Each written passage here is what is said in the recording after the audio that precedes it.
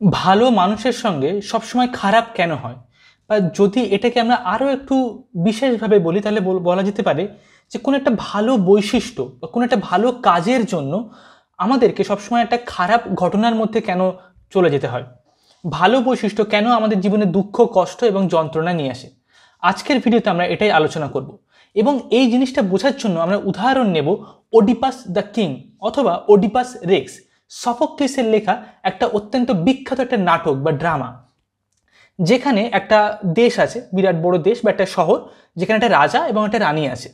তো সেই যে রাজা আছে তার একটা নতুন সন্তান হয়েছে এবং সেই দেশে একজন যে ভবিষ্যৎবাণী করে এমন একজন মানুষ আছে। তো সে ভবিষ্যৎবাণী করেছে যে এই যে সন্তান, অর্থাৎ নতুন যে সন্তান, তার নাম হচ্ছে ওডিপাস। ওডিপাস ওডিপাস হচ্ছে একদিন তার বাবাকে হত্যা করবে, করে সে এই রাজ্যের মধ্যে খুব খারাপ একটা পরিস্থিতির সৃষ্টি করবে। তো এই ভবিষ্যৎবাণীর পর তখন রাজা কি করবে সে তো বুঝতে পারছে না। তখন রাজা ঠিক করলো যে ওডিপাসকে মানে জীবিত অবস্থাতেই কবর দিয়ে দেওয়া হবে এবং তার জন্য সে একজন লোককে অ্যাসাইন করলো। সে একজন লোককে বললো তার যারা কাজ কর্মচারী যারা আছে তাদের মধ্যে, যে তুমি যাও গিয়ে ওডিপাসকে অনেক দূরে, যেন কেউ জানতে না পারে, একদম কাউকে জানতে দেবে না, যে রাজার ছেলে যেহেতু সে, তো কাউকে জানতে দেবে না, কাউকে জানতে না দিয়ে তুমি অনেক দূরে চলে যাও এই দেশের বা এই রাজ্যের একদম শেষে, সেখানে গিয়ে জঙ্গলের মধ্যে গাছপালার মধ্যে সেখানে তুমি ওডিপাসকে কবর দিয়ে এসো। ঠিক আছে, রাজারও খুব দুঃখ হচ্ছে, খুব কষ্ট হচ্ছে, কিছু করার নেই, যেহেতু মানে এটা ভবিষ্যৎবাণী এবং এরকম অনেক অনেক বছর পর আর এরকম ধরনের ঘটনা ঘটে প্রত্যেকটা রাজ্যে, এবং অনেক গ্রহ তারা নক্ষত্রকে হিসাব করে এই ভবিষ্যৎবাণী করা হয়েছে যে ওডিপাস একদিন বড় হবে, হয়ে সে তার বাবাকেই হত্যা করবে। তো সে গেছে, গিয়ে ওডিপাসকে নিয়ে সেখানে জীবিত অবস্থায় কবর দিতে যাচ্ছে। কিন্তু এমন সময় ওডিপাসকে দেখে রাস্তা থেকে যখন নিয়ে যাচ্ছিল তখন তার এতটাই ভালো লেগেছে, নতুন একটা শিশু, নতুন একটা প্রাণ, সে এত মানে চঞ্চল, এত সুন্দর, তাকে জীবিত অবস্থায় প্রাণ দিয়ে তাকে মেরে ফেলবে।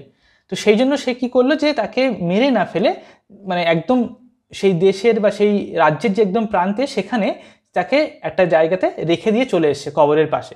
এবং তখন শিশুটা কাঁদছিল অনেকক্ষণ হয়ে যাওয়ার পরে, এবং তখন ওইখান থেকে অন্য কিছু লোক যাচ্ছিল, একজন মানুষ এবং তার কিছু তার আই থিঙ্ক হাজব্যান্ড এবং ওয়াইফ দুজনে যাচ্ছিল আর কি। তো তাদের কোনো সন্তান নেই। তারা যখন শুনতে পেলো ওই শিশুটার কান্না, তখন তারা খুঁজতে খুঁজতে শিশুটার কাছে পৌঁছালো এবং তারা সিদ্ধান্ত নিল যে তারা এবার থেকে শিশুটাকে লালন পালন করবে।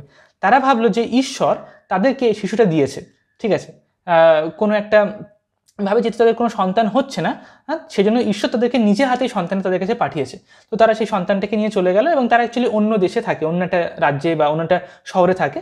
তো সেখানে তারা ওডিপাসকে লালন পালন করে বড় করতে শুরু করলো এবং ওডিপাস নিজেও জানে না যে সে তার বাবা মা অ্যাকচুয়ালি প্রকৃত বাবা মা নয়, বা সে অন্য কারোর সন্তান। তবে ওডিপাস বড় হচ্ছে, বড় হতে হতে ওডিপাস এর মধ্যে বিভিন্ন রকমের বৈশিষ্ট্য দেখা গেল। সে একটা খুব সাহসিকতার পরিচয় দেয় বিভিন্ন ঘটনার মধ্যে। সে অত্যন্ত জেদি, অনেকে স্টাবার্ন, অনেকে একটা বীর যোদ্ধার মতো। সে খুব খুব ভালো তরোয়াল চালাতে শেখে এবং সে এত ভালো তরোয়াল চালাতে শেখে যে তাকে রেকগনাইজ করে সেই যে দেশটা আছে সেই দেশের সেনাবাহিনীতে সে ভর্তি হয়ে গেল এবং সেনাবাহিনী থেকে গ্রহণ করে নিল। এবং সে তরোয়াল খেলার মাধ্যমে, সে অনেক বীর যোদ্ধার পরিচয় দেওয়ার মাধ্যমে সে ধীরে ধীরে একদম খুব উচ্চ পদস্থ একটা কর্মচারীতে পরিণত হলো। এবং তারপর কি হলো, যখন সেই দেশের লোকজন, সেই সেনাবাহিনীটা সবাই মিলে সে মানে প্রধান সেনাপতি হয়ে গেল এবং তারা সবাই মিলে তার বাবা যে দেশে থাকে সেই দেশটাকে আক্রমণ করলো। যুদ্ধ হলো দুজনের মধ্যে এবং সেই যুদ্ধে সে নিজে হাতে তার বাবাকে হত্যা করলো, করে সে তার নিজের মায়ের সঙ্গে সে বিয়ে করে নিল।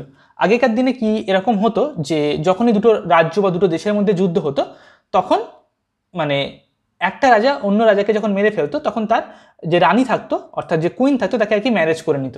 ঠিক আছে, তো ওডিপাস কি করলো, সে মানে বিয়ে করে নিল, তার বাবাকে মেরে ফেললো এবং তার মায়ের সঙ্গে তার বিয়ে হয়ে গেল।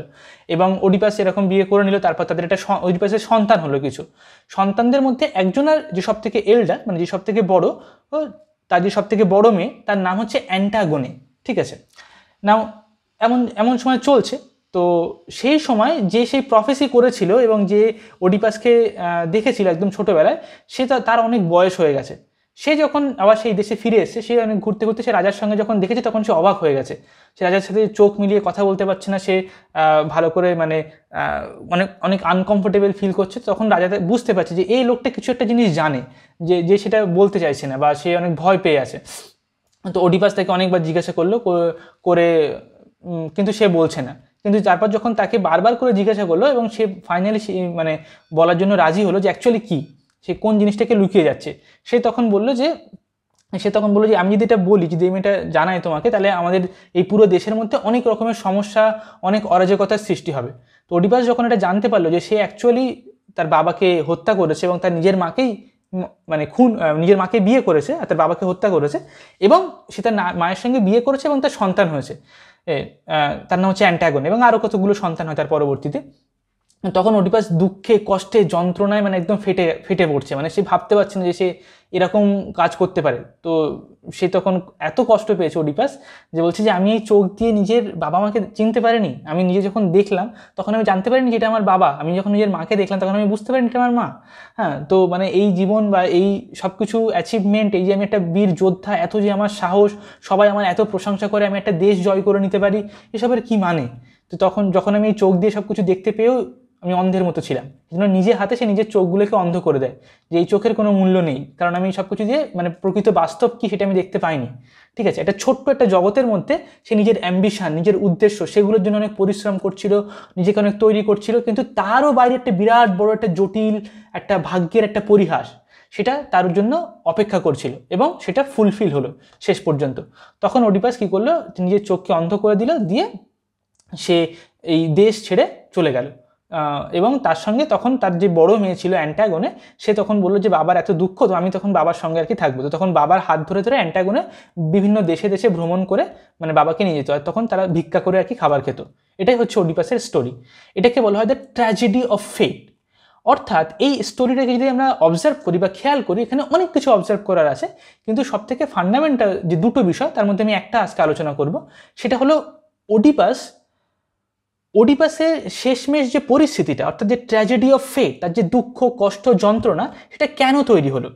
এই কারণেই, কারণ তার মধ্যে একটা কোনো ভালো বৈশিষ্ট্য ছিল।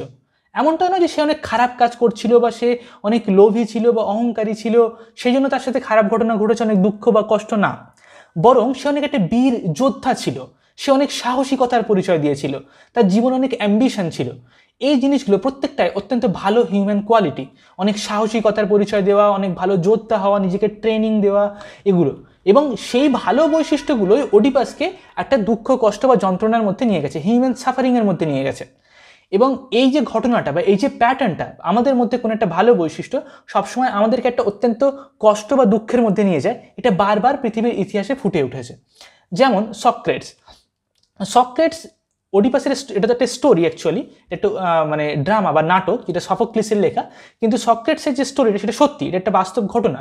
সক্রেটস তার দেশের সবাইকে জাস্টিসের কথা বলতো, ইয়ং জেনারেশনকে জাস্টিস সম্পর্কে বোঝাতো, চারটে যে cardinal virtues, justice, courage, self control আর নলেজ, এইগুলো সম্পর্কে আলোচনা করতো, তাদেরকে শেখানোর চেষ্টা করতো। কিন্তু তার সেই জাস্টিসের প্রতি ভালোবাসা, জাস্টিস নিয়ে কথা বলা, অন্যদেরকে জাস্টিস সম্পর্কে শেখানো, এই বৈশিষ্ট্যটাই, যেটা সব থেকে মনে হয় ভালো বৈশিষ্ট্য, যেটা সব থেকে একটা সুপ্রিম বৈশিষ্ট্য, তার জ্ঞান, সেটাই তাকে ধীরে ধীরে মৃত্যুর দিকে নিয়ে গেল। তাকে শেষমেশ কি নিজের দেশে, নিজের রাজ্যে তাকে হেমলক বিষ পান করে মানে মৃত্যুবরণ করতে হলো। ঠিক আছে, তার নামে ট্রায়াল হলো, তার ভালো কাজের জন্য, তার ভালো বৈশিষ্ট্যের জন্য। ঠিক আছে, এমনটা না যে সে কোনো একটা অন্যায় কাজ করছিল বা সে কোনো একটা ক্রিমিনাল ছিল, না। অন্যদিকে যদি আমরা জেসাসের কথা ভাবি, জেসাসের যে 10টা যে কমান্ডমেন্ট দিয়েছিল আর কি, খ্রিস্টানিটিতে যে 10টা 10 কমান্ডমেন্টস যেটা আছে আর কি, love your neighbour as your self, love your enemy as your self, okay. এবং গড হচ্ছে all wise, so love God, okay. এই যে 10টা যে কমান্ডমেন্ট ছিল, কখনো চুরি করবে না, কখনো মিথ্যা কথা বলবে না, তারপর হচ্ছে সবাইকে ভালোবাসো, এরকম 10 কমান্ডমেন্টস, যেগুলো প্রত্যেকটাই খুবই ভালো ভালো বৈশিষ্ট্য। এবং জেসাস এই বৈশিষ্ট্যগুলো নিজে পালন করতো এবং অন্যদেরকে এইগুলোর কথা সে প্রচার করতো, সেগুলো বলতো, সবাইকে শেখাতো। এবং তার এই কাজটার জন্য শেষমেশ তাকে কি করা হলো, ক্রুসিফিকেশন করা হলো, তাকে মানে ক্রুশের মধ্যে বেঁধে তাকে মানে হত্যা করা হলো। ঠিক আছে, তো একটা ভালো কোয়ালিটি, মানে আমরা জেসাস বা সক্রেটস বা ওডিপাস এদের কথা যদি আমরা ভুলে যাই, তাহলে আমরা দেখতে পাবো একটা গুড কোয়ালিটি বা একটা গুড বিহেভিয়ার বা একটা ভ্যালু, যেটা আমাদেরকে সবসময় নিয়ে যায় একটা জটিল ঘটনার মধ্যে, একটা অত্যন্ত দুঃখ, কষ্ট এবং যন্ত্রণার মধ্যে। এবং এই জিনিসটা বিভিন্ন সিনেমার মধ্যেও আছে। ফর এক্সাম্পল, বাংলাতে আমি অনেক যখন ছোট ছিলাম তখন একটা সিনেমা দেখেছিলাম, যেটার নাম হচ্ছে চিরদিনই তুমি যে আমার, যেটা খুবই একটা পপুলার কমার্শিয়াল একটা সিনেমা, হয়তো তোমরাও সবাই দেখে থাকবে। যে সিনেমাতে যে নায়ক এবং নায়িকা, তারা একে অপরকে ভালোবাসে, এবং অবভিয়াসলি এটা খুবই ভালো জিনিস যদি দুজন মানুষ তারা নিষ্পাপ এবং পবিত্রভাবে একে অপরকে ভালোবাসে, এবং সেই ভালোবাসার জন্য তাদের জীবনে বিভিন্ন রকমের ট্র্যাজিক সিচুয়েশন নেমে আসে, এবং মানে নায়ককে হত্যা মেরে ফেলা হয়, সে পাগল হয়ে যায় অলমোস্ট, নায়িকার বিয়ে হয়ে যায় এবং অনেক রকমের ঘটনা ঘটে ইত্যাদি ইত্যাদি। ওকে, এছাড়া আরও কিছু সিনেমা ছিল, যেমন অমানুষ বলে একটা মুভি দেখেছিলাম। এছাড়া বলিউডে একটা পপুলার ফর এক্সাম্পল তেরে নাম বলে একটা সিনেমা, যেখানে কি নায়ক যখন তার একটা, সে অলরেডি একটা মানে কি বলবো একটা গ্যাংস্টার বা একটা গুন্ডা টাইপের ক্যারেক্টার, কিন্তু যখন সে কোনো একটা ভালো কাজ করতে শুরু করলো, একটা গুড কোয়ালিটি তার মধ্যে তৈরি হলো, সেই গুড কোয়ালিটিটা তাকে ধীরে ধীরে কি করলো, একটা অত্যন্ত বেশি ডিপ সাফারিংয়ের মধ্যে তাকে নিয়ে গেল। এবং এই যে প্যাটার্নটা আমাদের মধ্যে, যদি এটা কোনো একটা অত্যন্ত ভালো যদি একটা বৈশিষ্ট্য থাকে, যদি খুবই গভীর একটা জিনিস থাকে, নলেজ হোক, জাস্টিস হোক, লাভ বা কম্প্যাশন হোক বা ট্রুথ হোক, ঠিক আছে, তাহলে সেই বৈশিষ্ট্যটা আমাদেরকে একটা জটিল সিচুয়েশনের মধ্যে নিয়ে যেতেই পারে, সেটা আমাদেরকে জীবনে অনেক কষ্ট বা যন্ত্রণা নিয়ে আসতেই পারে। এটা বারবার দেখা গেছে। এটা যে সব সময় হবে, সব জায়গাতেই হবে, সব মানুষের জন্য হবে, এমনটা কোনো মানে নেই। যেমন গৌতম বুদ্ধা, সে অনেক ভালো কাজ করেছে এবং ভালো জিনিস আলোচনা করেছে, কিন্তু তার জীবনটা ট্র্যাজেডি অফ ফেটে কনভার্ট হয়নি।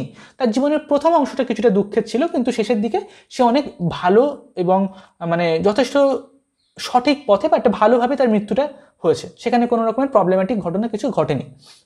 ওকে, তো কেন এরকম হয়? এটাকেই আমরা বলছি কি ভালো মানুষের সাথে সবসময় খারাপ হওয়া। এবং আমাদের যে সাধারণ যে জীবন, আমাদের জীবনে অনেক সময় আমাদের কোনো একটা ভালো বৈশিষ্ট্য, কোনো একটা ভালো সিদ্ধান্তের জন্য আমাদের জীবনে অনেক রকমের কষ্ট বা অনেক রকমের যন্ত্রণা বা অনেক রকমের সমস্যা উঠে আসতে পারে, ঠিক আছে। যদি আমরা একটা সহজ পথ বেছে নিই, এটা কোনো খারাপ পথ বেছে নিই, তাহলে হয়তো অতটা প্রবলেম হবে না বা হয়তো কম হবে।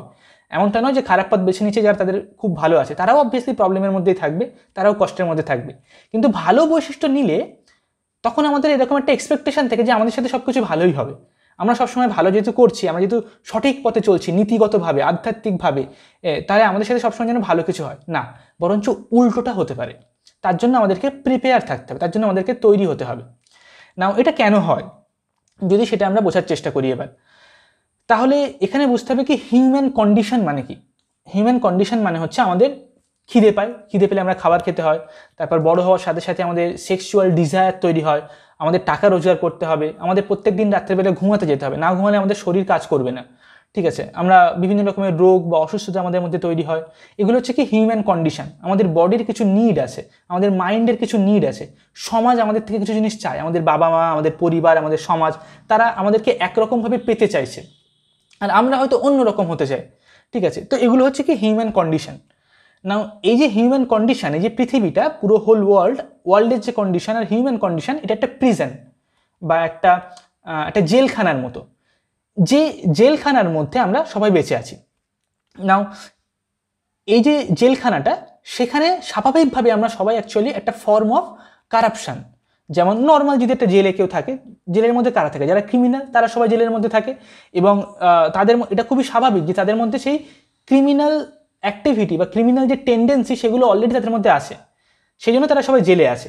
এবার সেই জেলের মধ্যে যদি কেউ ভালো একটা কাজ করার চেষ্টা করে বা যদি একটা সঠিক জিনিস করার চেষ্টা করে বা তার বিহেভিয়ার যদি একটু গুড হয়, তাহলে কি বাকি সবার সাথে তার মধ্যে একটা দ্বন্দ্ব তৈরি হবে, একটা ফিকশন তৈরি হবে, কারণ জেলে তো সবাই ক্রিমিনাল, সবার মাইন্ডসেট একরকম, কিন্তু তাদের মধ্যে হয়তো একজন বা দুজন এমন আছে যে হয়তো সেই মাইন্ডসেটটাকে পাল্টে ফেলছে জেলে যাওয়ার পর, সে তো নিজেকে সংশোধন করছে, তখন তার সাথে বাকি যারা জেলে আছে, যারা ক্রিমিনাল, তাদের একটা কনফ্লিক্ট বা একটা দ্বন্দ্ব তৈরি হবে।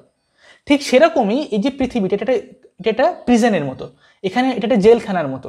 তো এখানে যখন আমরা কোনো একটা এক্সট্রিম লেভেলের একটা গুড কোয়ালিটি বা একটা গুড বিহেভিয়ার বা একটা গুড প্রিন্সিপালকে ফলো করার চেষ্টা করি, একটা ভ্যালুকে ফলো করার চেষ্টা করি, একটা ভার্চুকে ফলো করার চেষ্টা করি, সেগুলোকে মেনে চলার চেষ্টা করি, তখন কি হয়, তখন খুব স্বাভাবিকভাবে আমাদের সঙ্গে আমাদের যে কালচার মানে পুরো ইতিহাস, পৃথিবীর যে একটা ছন্দে সে চলছে, বেড়ে উঠছে জগৎ সব কিছু, তার মধ্যে কি তার সাথে আমাদের একটা কনফ্লিক্ট বা একটা দ্বন্দ্ব তৈরি হবে। যেমন জেসাসকে তার আশেপাশের লোকজন গ্রহণ করেনি, অনেক মানুষ গ্রহণ করেছিল কিন্তু অনেক মানুষ গ্রহণ করেনি, এবং তারাই শেষমেশ জেসাসকে ক্রুসিফাই করে। সক্রেটসকে, সেই সমাজেরই যে সমাজের জন্য সক্রেটস জাস্টিসের কথা বলছিল, তারাই কিন্তু সক্রেটসকে শেষ পর্যন্ত হিমলক বিষ পান করে হত্যা মানে সুসাইড করার জন্য বাধ্য করে, ঠিক আছে, তাকে ট্রায়ালে নিয়ে যাওয়া হয় এবং তাকে মৃত্যুবরণ করতে হয়।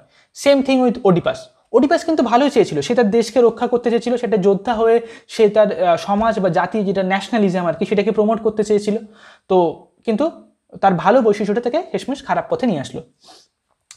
তো আমাদেরকে সবসময় তার জন্য প্রিপেয়ার থাকতে হবে। এরকম ঘটনা হওয়ার মাধ্যমে এখন পৃথিবীটা অনেক অনেক বেশি, আমাদের কনসাসনেসটা অনেক বেশি ইভলভ হয়েছে।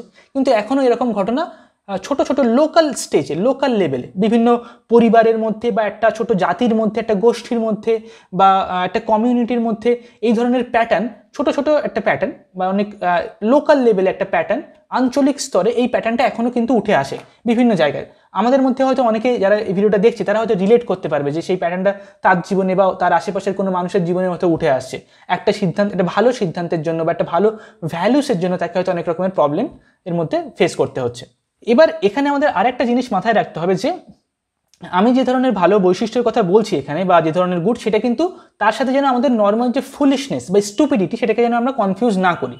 যেমন ফর এক্সাম্পল অনেক খাতা কিনতে পাওয়া যায় বা স্টারবাক্সের যে কফি থাকে সেগুলো কিনলে তাতে এরকম লেখা থাকে যে যদি আমরা 100 টাকা কোনো একটা কফি কিনি তার মধ্যে হয়তো দেখা গেল 1 টাকা বা মানে হয়তো 50 পয়সা ডোনেট করা হবে একটা সাইবেরিয়ান ক্যাম্পে, যেখানে মানুষরা হচ্ছে স্টারভেশন মানে খেতে পায় না বা তারা অনেক অসুস্থ, ঠিক আছে, তাদের মধ্যে ডোনেট করা হবে।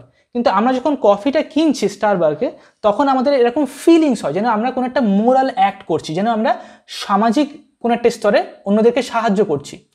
এই যে ফিলিংসটা সেটা অ্যাকচুয়ালি আমরা টাকা দিয়ে কিনছি। প্রকৃতপক্ষে আমাদের ন্যাচারালি আমাদের সবসময় মনের ডিজায়ার বা মানে মানে স্বাভাবিক বা প্রকৃতিস্থভাবে আমরা সবসময় কি অন্য মানুষদের ভালো করতে চাই এবং নিজেদেরও ভালো করতে চাই। এটা এটা অত্যন্ত স্বাভাবিক বা ন্যাচারাল একটা ইনস্টিংক্ট। কিন্তু যখন আমরা বড় হতে শুরু করি তখন আমাদের মধ্যে বিভিন্ন রকমের কারাপশন চলে আসে এবং আমরা সেই ইনস্টিংক্টটাকে প্র্যাকটিস করতে পারি না বিভিন্ন জটিলতার মধ্যে। সেই ধরনের যে ইনস্টিংক্টগুলো সেগুলো আমরা তখন আর অভ্যাস করতে পারি না। আমাদের বিভিন্ন দায়িত্ব থাকে, বিভিন্ন রকমের সামাজিক, পারিবারিক, অর্থনৈতিক বিভিন্ন রকমের দায়িত্ব আমাদের উপর এসে পড়ে এবং যার ফলে আমাদেরকে একটা প্রথাগত ধরাবাঁধা নিয়মের মধ্যে জীবনটাকে পরিচালনা করতে হয়। নাও তখন আমাদের সেই যে নীতিবোধটা সেটার মধ্যে যে ক্রাইসিসটা তৈরি হয় সেটাকে ফুলফিল করার জন্য আমরা এই ধরনের স্টারবার্গে একটা কফি কিনে নিই বা একটা খাতা কিনে নিই বা 5 টাকা ডোনেট করে দিই, দিয়ে আমরা মনে করি যে হ্যাঁ অ্যাটলিস্ট আমি কিছু করেছি। কিন্তু অ্যাকচুয়ালি আমরা কিছু করছি না। আমরা খুব ভালো করে জানি যে আমাদের যে অ্যাকচুয়ালি দায়িত্ব বা আমাদের যে রেসপন্সিবিলিটি, আমাদের মধ্যে যে মোস্ট হিউম্যান পার্ট, সেটাকে আমরা অভ্যাস করছি না। এবং সেই না করার জন্য আমাদের মধ্যে একটা লজ্জাবোধ তৈরি হয়, নিজের প্রতি নিজের একটা ঘৃণা তৈরি হয়। সেটাকে চাপা দেওয়ার জন্য আমরা খুব ছোট্ট স্তরে একটা তাৎক্ষণিক সময়ের জন্য একটা কোনো ভালো কাজ করে নিয়ে আমরা একটা ফিল গুড করতে চাই, ঠিক আছে। কিন্তু সেটা প্রকৃতপক্ষে ভালো কাজ নয়, বরঞ্চ সেটা হচ্ছে আর একটা খারাপ অ্যাক্ট, যেটার মাধ্যমে আমরা ফিল গুড করছি, যেটার মাধ্যমে আমরা আমাদের প্রকৃত নীতিগত বোধটাকে লুকিয়ে দেওয়ার চেষ্টা করছি। যেমন ফর এক্সাম্পল আমি আমার জীবনের একটা উদাহরণ যদি দিই, যখন আমি অনেক অনেক বছর আগের কথা, তখন আমার পরিচিত একজন আমার কাছ থেকে কিছু টাকা ধার নিত। তো আমি তাকে টাকা দিয়েছিলাম এবং তারপর সে টাকা ফেরত দিত না। তখন আমার কাছে খুব কম টাকা থাকতো, মানে এখনও আমার কাছে অনেক কমই টাকা থাকে সবসময়, ঠিক আছে। তো টাকা ফেরত দিত না, তখন বারবার থেকে ফোন করে বলতে হতো। তারপর সে টাকা ফেরত দেওয়ার পর আবার কিছুদিন বাদে সে টাকা ধার নিত এবং এই জিনিসটা আমার পছন্দ নয়, বারবার টাকা নেওয়া দেওয়া ধার নেওয়া এটা। তো আমি জানতাম যে অ্যাকচুয়ালি এই জিনিসটা সলভ হবে না কখনো, কিন্তু তারপরে আমি কেন টাকা ধার দিতাম? কারণ আমি তো ওই লোকটার ভালো করছি না, আমি তো খুব সঠিক কাজ করছি। হ্যাঁ, ও হয়তো টাকা ধার মানে টাকাটা ফেরত দিচ্ছে না, সেটা ওর মিস্টেক, নীতিগত দিক থেকে সে হয়তো ভুল, কিন্তু আমি তো ঠিক কাজ করছি না, না আমি ঠিক কাজ করছি না। এটা হচ্ছে একটা স্টুপিডিটি, এটা মোটেই ভালো কাজ বা একটা ভালো বৈশিষ্ট্য নয়, এটা হচ্ছে একটা মূর্খতা। আমি জানি যে অ্যাকচুয়ালি এই টাকাটা নিয়ে ও কোনো ভালো বা মানে সঠিক পথে হয়তো ব্যবহার করবে না বা হয়তো ও টাকাটা ফেরত দেবে না, আমি এটা জানি, জানা সত্ত্বেও আমি টাকাটা ধার দিচ্ছি। আমি নিজেকে ডিস্টার্ব করছি এবং ওই লোকটার যে কমপ্লেক্স মানে তার যে সমস্যা সেটাকে আমি আরও ফিউয়েল করছি জানার পরেও। কিন্তু আমি কি মনে করছিলাম যেটা একটা ভালো বৈশিষ্ট্য, এটা ভালো বৈশিষ্ট্য না, এটা স্টুপিডিটি, একটা মূর্খতা। তো আমি একটু আগে যে উদাহরণগুলো দিলাম, যেমন হচ্ছে সফোক্লিস বা সক্রেটিস বা জেসাস, তো তাদের ক্ষেত্রে যে ভালো বৈশিষ্ট্যগুলোর কথা বললাম, তার সঙ্গে যেন আমাদের এই ধরনের ছোট ছোট যে ভালো ভালো বৈশিষ্ট্য সেগুলোকে যেন আমরা কনফিউজ না করি। আমি সেক্ষেত্রে একটা প্রিন্সিপাল বা একটা ভ্যালুসের কথা বললাম, একটা অ্যাক্সিওমেটিক ভ্যালু মানে একটা আদর্শের কথা বললাম। যেমন সক্রেটিসের ক্ষেত্রে কি ছিল? Justice, knowledge. জিসাসের ক্ষেত্রে যেটা ছিল হচ্ছে লাভ বা কম্প্যাশন, ঠিক আছে। ওডিপাসের ক্ষেত্রে কি ছিল? সেটা হচ্ছে স্ট্রেংথ, কারেজ। ঠিক সেরকম আমরা সারা জীবন ধরে যখন আমরা ডিসিশন নিই কোনো একটা এই ধরনের ভ্যালুসের প্রতি আমরা ডেডিকেট করব নিজেকে, তখন যে সমস্যাগুলো আসে বা তখন যে প্রবলেমসগুলো হয় সেগুলোর কথা আমি বলছি। বিবেকানন্দের জীবনেও এরকম হয়েছিল, ঠিক আছে। ইনফ্যাক্ট এখন আমরা ইকুয়ালিটির কথা বলি, নারী পুরুষের সমান অধিকারের কথা বলি, কিন্তু যখন এই ওয়েস্ট বেঙ্গলে প্রথম যে হচ্ছে একটা স্কুল তৈরি করা হয়েছিল মানে নারীদের শিক্ষার জন্য, সেই স্কুলটা বারাসাতে তৈরি করা হয়েছিল। আই থিঙ্ক বারাসাত কালীকৃষ্ণ অথবা বারাসাত গার্লস বলে একটা স্কুল আছে, এই দুটোর মধ্যে কোনো একটা হবে। তো সেই স্কুলটা যখন তৈরি করা হয়েছিল, যেখানে কিছু মেয়েরা গিয়ে পড়াশোনা করবে, শিখবে, তো যারা এটা করেছিল তাদের বাড়ির সামনে এসে প্রতিবেশীরা, অন্যান্য অনেক লোকজনরা মাটি খুঁড়ে গর্ত করে দিয়েছে, যাতে করে তারা যেন বাড়ি থেকে বেরোতে না পারে। কারণ কি, তখনকার দিনে সমাজে সবাই মনে করতো কি না, মেয়েদের বেশি শিক্ষার দরকার নেই, তারা ঘরেই থাকবে, কাজকাম করবে, এসব করবে, ঠিক আছে, তাদের এডুকেট হওয়ার কোনো প্রয়োজন নেই। তো যারা এই কাজটা করতে শুরু করেছে, যারা এটা বলতে শুরু করেছে যে হ্যাঁ না, সবার সমান শিক্ষার অধিকার থাকতে হবে, তাদেরকে বিভিন্ন রকমের প্রবলেম ফেস করতে হয়েছিল। হ্যাঁ, এখন হয়তো আমরা এটা বুঝি যে না, সবার সমান অধিকার থাকতে হবে, এখন আমরা এটা জেনে গেছি, আমরা এটা উপলব্ধি করে নিয়েছি। কিন্তু আজকের দিনে হয়তো আমরা যেটাকে অপোজ করছি, যেটাকে আমরা ভাবছি যে না, এটা করার দরকার নেই, সবকিছু যেমন চলছে সেরকম চলুক, সেটা অনেক বছর পরে গিয়ে তখন আমরা বুঝতে পারবো যে না, এটা হচ্ছে ভুল ধারণা। যেমন এখনকার দিনে এডুকেশন সিস্টেম, এখন এডুকেশন সিস্টেম হচ্ছে অত্যন্ত রটেন, খুব খারাপ অবস্থায় আছে। যারা ভাবছে যে শুধুমাত্র স্কুল কলেজের পড়াশোনা করে তারা একটা ভালো চাকরি পেয়ে টাকা রোজগার করে একটা সুস্থ জীবন কাটাবে, সম্ভব নয় সেটা, যে সমস্ত এডুকেশন আমাদেরকে দেওয়া হচ্ছে। কিন্তু যারা এর বিরুদ্ধে কথা বলছে, যারা এই জিনিসটা বলছে, তাদেরকে বলা হচ্ছে না না, ওসব এক্সট্রা জিনিস শিখে কোনো লাভ নেই, যেটা কলেজে পড়ানো হচ্ছে, যেটা ইউনিভার্সিটিতে পড়ানো হচ্ছে, সেটাই পড়াশোনা করো শুধু, ঠিক আছে। তো এই যে বৈশিষ্ট্যটা, এখন এই জিনিসটাকে যে অপোজ করা হচ্ছে, সেটা হয়তো 10 বছর 15 বছর পরে গিয়ে তখন সবাই রিয়েলাইজ করবে যে না, অ্যাকচুয়ালি তখন থেকে এডুকেশন সিস্টেমটা অ্যাকচুয়ালি চেঞ্জ করার দরকার ছিল। ওকে, তো লাইফ হচ্ছে কি, হোল ওয়ার্ল্ডকে একটা প্রিজনের মতো, এবং এখানে যখনই আমরা কিছু ভালো জিনিস করার চেষ্টা করবো, একটা কোনো ভ্যালুসকে মেনটেন করার চেষ্টা করবো, নাকি কোনো স্মল ছোট ছোট যে স্টুপিড যে অ্যাক্টগুলো আমরা করি, যেগুলোকে আমরা ভালো বলে মনে করছি কিন্তু অ্যাকচুয়ালি ভালো নয়, একটা নর্মাল একটা টেম্পোরারি ফিল গুডের জন্য আমরা যেটা করছি, সেগুলো নয়, বরঞ্চ একটা অ্যাবস্ট্রাক্ট ভ্যালু যেগুলো আর কি, সেই কাজগুলো যখন আমরা করবো বা সেগুলোর সাথে আমরা যখন প্র্যাকটিস করার চেষ্টা করবো, তখন আমাদের সঙ্গে খারাপ ঘটনা, দুঃখ, কষ্ট, যন্ত্রণা আসবেই আসবে। এটা অত্যন্ত স্বাভাবিক। যদি না আসে, তার মানে আমরা খুব লাকি, আমরা সেই ভালো কাজটা করার বা সেই ভালো ভ্যালুটাকে অভ্যাস করার একটা সুযোগ পেয়েছি, একটা অপরচুনিটি পেয়েছি, যেখানে আমাদের সেই দুঃখ কষ্টটা অত্যন্ত অনেক কম পরিমাণে বা নেই। তখন আমাদের তার জন্য থ্যাঙ্কফুল হওয়া উচিত, এবং যদি সেটা থাকে তাহলে তার থেকে পিছিয়ে আসা উচিত নয়, বরঞ্চ সেটাকে ওইভাবে ঠেলে ঠেলে যতদূর সম্ভব সেটাকে নিয়ে যাওয়া উচিত। ওকে, এটাই হচ্ছে কি আমাদের শিক্ষা বা জানার বিষয়, এবং তার জন্য আগে থেকে আমাদের মেন্টালি এবং ফিজিক্যালি প্রিপেয়ার থাকতে হবে, যে যখন আমরা এরকম ধরনের কোনো ভ্যালুস, নলেজ, জাস্টিস, ট্রুথ, লাভ, কম্প্যাশন বা কারেজ, এরকম জিনিস যখন আমরা অভ্যাস করবো বা প্র্যাকটিস করবো, ওম্যান এম্পাওয়ারমেন্ট, ইকুয়ালিটি, তখন আমাদের লাইফে অনেক রকমের প্রবলেমস আসবে, এবং তার জন্য আমাদেরকে আগে থেকে প্রিপেয়ার থাকতে হবে। ওকে, এখানে হচ্ছে আসে কি চয়েস। ওকে, যে আমরা কি তাহলে এই ভ্যালুটাকে চয়েস করব নাকি চয়েস করব না, আমরা কি নর্মাল একটা জীবন লিড করবো নাকি হচ্ছে এরকম কোনো একটা ভ্যালুকে চয়েস করবো। নাও এখানে হচ্ছে ফ্রি চয়েস বা হিউম্যান চয়েসের কনসেপ্ট আসে। নাও হেগেলের মতে চয়েস হচ্ছে দু রকমের, একটা হচ্ছে লাইক অবজেক্টিভ ফ্রি চয়েস, আর একটা হচ্ছে কি অ্যাবস্ট্রাক্ট ফ্রি চয়েস। নাও অবজেক্টিভ বা মেটেরিয়াল ফ্রি চয়েস মানে হচ্ছে এরকম, যে ধরুন একটা ক্যাফে আছে, সেখানে একটা লোক বসে আছে, তো সে হচ্ছে সিগারেট খেতে চায়, সে স্মোক করতে চায়, তো আপনি তাকে বারণ করতে পারবেন না যে সিগারেট খেও না বা এটা করো না বা মদ খেও না, ঠিক আছে, কারণ তার কাছে ফ্রি চয়েস আছে, সে চাইলে সিগারেট খেতে পারে, চাইলে নাও খেতে পারে, ঠিক আছে, এটা তার ইচ্ছা। কেউ চাইলে বই পড়তে পারে প্রত্যেকদিন, চাইলে নাও পড়তে পারে, কারোর উপরে আমরা জোর করতে পারি না যে তুমি বই পড়ো প্রত্যেক দিন, তুমি বই পড়লে শিখতে পারবে, না হলে তোমার অসুবিধা হবে, বা তুমি মেডিটেশন প্র্যাকটিস করো, তুমি স্পিরিচুয়ালিটি শেখো না, কারোর উপরে আমরা ফোর্স করতে পারি না। ওকে, তো ইউরোপিয়ান যে কান্ট্রিগুলো, তারা হচ্ছে মিডল ইস্টার্ন যে কান্ট্রি, মানে হচ্ছে ইরাক, ইরান, আফগানিস্তান, এদের উপরে হচ্ছে ইউরোপিয়ান এনলাইটমেন্ট বা হচ্ছে ইউরোপিয়ান যে থট বা যে আধুনিকতা, সেটাকে জোর করে চাপানোর চেষ্টা করেছিল, এবং সেখান থেকে বেসিক্যালি টেরোরিজম অ্যান্ড আদার থিংসগুলো পরবর্তীকালে পলিটিক্যালি উঠে এসছে, এবং যেটা অ্যাকচুয়ালি সঠিক নয়। আমাদের বন্ধু যদি থাকে কেউ একজন, তো হতে পারে আমরা তার ভালো চাই, কিন্তু তার মানে এই না তার মাথায় আছে তাকে গান পয়েন্টে রেখে তাকে জোর করে বলছি তুই বই পড়, জানি যে বই পড়লে তার ভালো হবে, জানি সে মেডিটেশন করলে তার ভালো হবে, কিন্তু যতক্ষণ না সে আউট অফ ফ্রি চয়েস সেটা করছে, ততক্ষণ তার কোনো ভ্যালু নেই। আমরা তাকে বাই ফোর্সলি জিনিসটা করাতে পারি না। এনলাইটমেন্ট বা নলেজ, এটা কখনো জোর করে ইম্পোজ করা যায় না। ওকে, এটা হচ্ছে আমরা জাস্ট অফার করতে পারি অন্যদেরকে, যে তুমি নাও এই জ্ঞানটা, বা তুমি এই বইটা পড়ো, বা তুমি এই প্র্যাকটিস করো, জাস্ট ফ্রি চয়েসের থেকে যদি তুমি এটা করো তাহলে তোমার ভালো হবে। তো অবজেক্টিভ ফ্রি চয়েস হচ্ছে এরকম, যখন আমরা জানি যে আমাদের কাছে 2 বা 3টে অপশান আছে, আমরা তার মধ্যে বেছে নিচ্ছি একটা জিনিসকে, সেটা খারাপ হোক বা ভালো। আর অ্যাবস্ট্রাক্ট ফ্রি চয়েস মানে কি, ধরুন সেম জিনিস, এবার সিচুয়েশন, একটা ক্যাফেতে একজন লোক বসে আছে এবং সেটা সিগারেট খাচ্ছে, তাকে এটা বলা যে হ্যাঁ তুমি ফ্রি চয়েস, তোমার কাছে ফ্রি চয়েস আছে, তুমি চাইলে সিগারেট খেতে পারো, তুমি চাইলে হচ্ছে সিগারেট না খেতে পারো, কিন্তু শুধু এটা মনে রাখবে যে তুমি যদি সিগারেট খাও তাহলে তোমার ভবিষ্যৎটা ঠিক সেরকমই হবে, এই সিগারেট খাওয়ার কনসিকুয়েন্সটা ঠিক সেরকমই ঘটবে। আর যদি তুমি সিগারেট না খেয়ে তুমি যদি কোনো হেলদি খাবার খাও তাহলে তার যে কনসিকুয়েন্স বা তার যে প্রভাব সেটা ঠিক সেরকমই ঘটবে। এবার তুমি এখন ফ্রি, তবে তুমি শুধু এটা মনে রাখবে তোমার যে গন্তব্যস্থল বা তোমার যে ডেস্টিনি সেটা নির্ভর করছে তুমি এখন কি চয়েস করছো। তোমার এই চয়েসের মধ্যে তোমার ভবিষ্যৎ বা তোমার ডেস্টিনিটা লুকিয়ে আছে বা ইনহেরিটেড হয়ে আছে। তো তোমার কাছে ফ্রি চয়েস আছে, তুমি যেটা খুশি করতে পারো, তুমি চাইলে স্মোক করতে পারো, তুমি চাইলে নাও করতে পারো, হেলদি খাবার খেতে পারো, বাট যেটা করবে তার প্রভাব সম্পর্কে আগে থেকে ভেবে নেবে। এখানে আমরা কি ফ্রি চয়েস তাকে তো দিচ্ছি, কিন্তু তাকে তার সাথে আমরা কি বলে দিচ্ছি যে সেই ফ্রি চয়েসটার মধ্যে আমরা কি এটা ফ্রেমিং করছি যে সেই ফ্রি চয়েসটাকে সে অ্যাকচুয়ালি অনেক ভালো কাজে ইউজ করতে পারে, সে অনেক বেটার কাজে ইউজ করতে পারে, সেই ফ্রি চয়েসটাকে সেই গুড জিনিসটাকে চয়েস করতে পারে সেই ফ্রি চয়েসের মধ্যে। তো তখনই ঠিক সেই একই রকমভাবে আমাদেরকে কি অন্যদেরকে বা নিজেদেরকে এটা বোঝাতে হবে, যে কনভিন্স করতে হবে যে আমাদের যে ফ্রি চয়েস আছে, আমি চাইলে আজকে সারাদিন বই পড়তে পারি, খেলতে পারি, যা খুশি তাই করতে পারি, ঠিক আছে, এই ফ্রি চয়েসটাকে আমি যেন সবসময় গুড জিনিসটাকে চয়েস করি, বারবার করে রাইট জিনিসটাকে চয়েস করি, সেই ভ্যালুসটাকে চয়েস করি, সে তাতে যত প্রবলেম থাকুক, যত কষ্ট থাকুক, যত যন্ত্রণায় থাকুক না কেন, সেই সঠিক জিনিসটাকে বারবার করে চয়েস করার মাধ্যমে আমি আমার ভবিষ্যৎটাকে তৈরি করছি।